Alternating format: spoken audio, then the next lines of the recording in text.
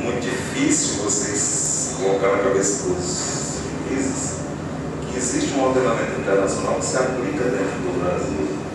Então, quando você parte para uma aplicação de uma convenção internacional, de um tratado internacional, quase sempre a crítica que você recebe é que você não tem argumentos, então está indo buscar esses argumentos no direito internacional, que isso não tem sentido, etc. É muito difícil. No máximo, para aqueles que entendem que isso pode ser aplicado por força direta da Constituição, em razão da supranacionalidade desses tratados que tratam sempre de direitos humanos, no máximo esses tratados servem de inspiração para confirmar determinadas situações que já estão tratadas no ordenamento jurídico nacional e que ainda resultam de alguma dúvida na sua aplicação.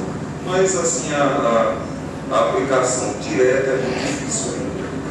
Ainda existe uma resistência muito grande por parte dos magistrados e... Se o Congresso Nacional fosse mais expedito na ratificação, eu acredito que a situação melhoraria. Doutor Jucaia, eu quero agradecer pelo seu tempo aqui, de nos ter presenteado com esse momento de prática, de conhecimento prático, porque realmente o que os nossos colegas precisam é também essa inserção na vida prática. Foi esse o objetivo de vir até aqui, de falar com o senhor aqui hoje, para que a gente pudesse levar para os colegas lá da FUNOL essa experiência que já de longa data o senhor vem construindo aí na Justiça do Trabalho. Certo, aí vocês estão muito bem entregues, né? Nós vamos da professora Alana. Marrom mesmo, viu, doutor? O negócio está meio braço do nosso lado. Eu vi enfrentar o tribunal, então acredito que, da mesma forma como ela atua muito bem aqui no tribunal, ela deve conduzir lá as aulas de ordem trabalhista. Ordem trabalhista, exatamente. Então, eu acredito que vocês estão muito bem entregues nessa seara aí. É isso que vocês procuraram aqui no tribunal, queria conversar com a gente. Obrigado.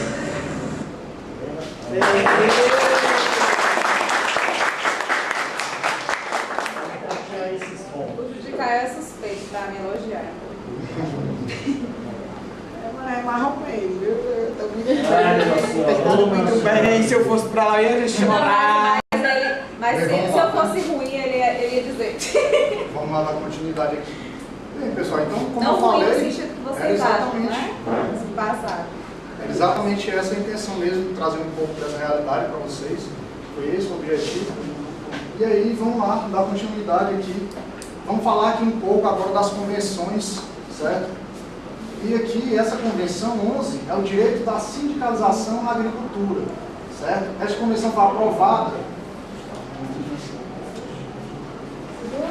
na terceira reunião da Conferência Internacional em Genebra de 1921 e entrou em vigor no Plano Internacional de 1923 e dia 25 de abril de 1958 aqui no Brasil. E aqui o dispositivo que eu acreditei ser mais relevante foi exatamente o artigo 1º, que ele fala aqui que todos os membros da Organização Internacional do Trabalho que ratificam a presente convenção se comprometem a assegurar a todas as pessoas ocupadas na agricultura os mesmos direitos de associação e união dos trabalhadores na indústria.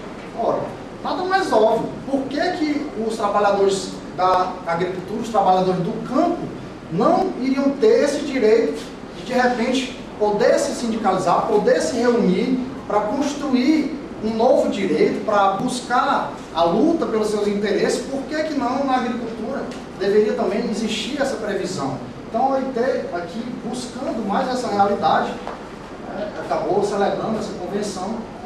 E vamos ver aqui essa convenção 135, que fala da proteção de representantes de trabalhadores. Aqui, aprovada na reunião da Conferência Internacional do Trabalho, em Genebra de 1971, e passou a vigorar no Brasil apenas em 1991.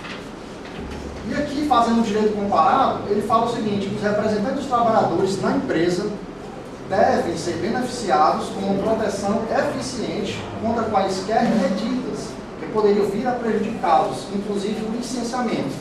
Isso aqui, pessoal, nós estamos falando exatamente da garantia de emprego, certo? Da estabilidade provisória que está previsto lá na CLT. E a gente vai trazer agora uma discussão, para que vocês possam refletir, talvez da mesma forma que eu refleti, ou talvez não, porque acho que cada um acaba tendo algum entendimento sobre os dispositivos ou como interpreta a legislação.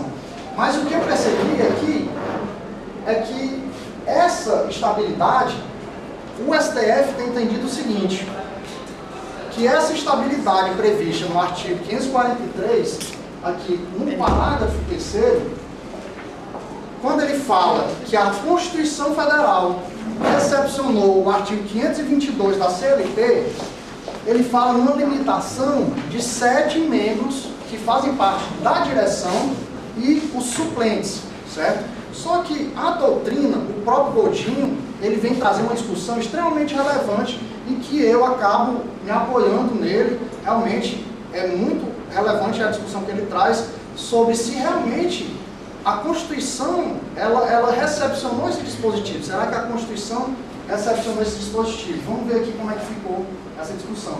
Está aqui, ó. Eu até nomeei como uma fraude à Constituição. Isso por quê? Porque está previsto na CLT uma norma pré-constitucional, ou seja, uma norma que foi criada antes do texto constitucional de 88, mas o STF fala que a Constituição recepcionou o dispositivo do artigo 522, dizendo que a estabilidade é garantida para aqueles que exercem cargo de direção sindical e aqueles que são suplentes desses que integram a direção do sindicato. E também ele fala exatamente que não é possível que as pessoas que exercem o cargo do Conselho Fiscal possam ter essa estabilidade. E por que eu falo que é uma fraude à Constituição? Porque, veja bem, a convenção que foi ratificada pelo Brasil, bem como a própria Constituição, ela em nenhum momento fala na limitação dessa quantidade de integrantes para a estabilidade provisória. Então, se a Constituição não fala, e se a Convenção da OIT em nenhum momento fala sobre isso, será que o legislador ordinário não teria sido, na verdade, preguiçoso de ter que recepcionar, ou mesmo os tribunais não, de repente, se posicionarem nesse sentido? Porque o que é que o Godinho fala? A gente vai ver aqui. Olha o que é que o Supremo diz. Estabilidade sindical, número de empregados beneficiados. Aí ele fala que não limitação, porque nesse caso especificamente, ele estava dizendo que estava caracterizado um abuso de direito. E por que um abuso de direito? Porque, segundo ele, nesse caso concreto, estava se passando do limite constitucional e indo muito além do que a Constituição previa, certo? Por quê? Porque a Constituição, segundo o STF, teria recepcionado esse dispositivo. E, por conseguinte, não caberia, nesse caso, a estabilidade para essas pessoas. Porque, nesse caso aqui especificamente, falava-se, inclusive, em 50 pessoas nessa região. Aí a gente tem que observar o seguinte: o país, o Brasil, como o Brasil, um país extremamente continental, um país onde, de repente, possa existir uma classe trabalhadora que possa ter uma dimensão muito grande e outras não. Será que não estaria fugindo da isonomia o STF? Será que o STF não estaria, na verdade, descumprindo o texto constitucional e, na verdade, fraudando o texto constitucional? Será que o constituinte originário, ele realmente quis deixar isso para que, de repente, os tribunais fizessem essa construção? Ou será que o legislador ordinário também não estaria sendo preguiçoso